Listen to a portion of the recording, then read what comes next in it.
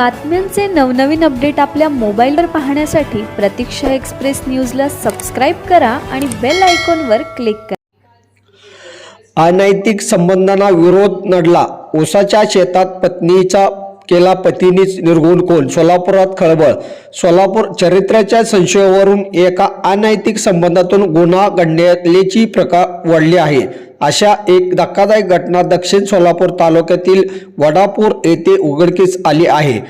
पतीचे अनैतिक संबंधांना विरोध केल्याचा राग मनात धरून पतीनेच आपल्या पत्नीचा ऊस तोडण्याच्या कोयत्याने वार करून हत्या केली आहे। या घटनेने सोलापूर जिल्ह्यात एकच खळबळ उडाली आहे। नेमकी घटना काय? मृत्यूचे नाव सविता जक्कप्पा पुजारी असे असून आरोपी पती जयक्कप्पा मंगेरे पुजारी याला पोलिसांनी अटक केली आहे।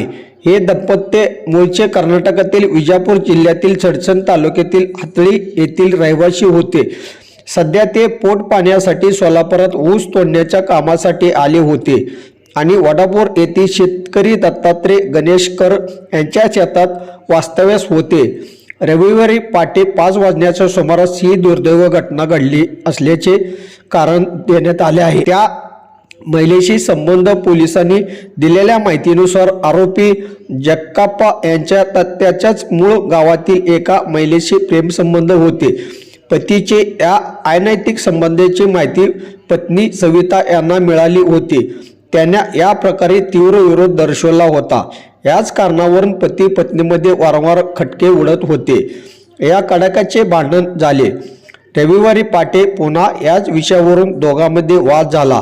हा वाद विकोपाला गेला आणि रागाच्या भरात जक्कप्पा यांनी हातातील धारदार कोयत्याने पत्नीच्या मानेवर आणि डोक्यावर साप वार करून रक्ताच्या थोडीत पाडले। सविता यांचा जागीच मृत्यू झाला।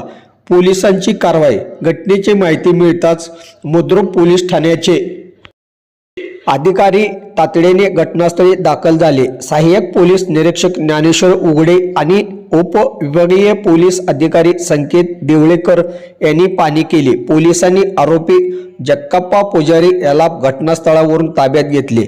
गुन्ह्यात वापरलेला कोयता जप्त करण्यात आला। या प्रकरणी दादा गुंड महादेव कट्टिप्पा मनी यांनी दिलेल्या फिर्यादीनुसार मुद्रुक पोलीस ठाण्यात खुनाचा गुन्हा दाखल करण्यात आला आहे। पुढील तपास पोलीस उपनिरीक्षक राजकुमार डांगे करीत आहेत।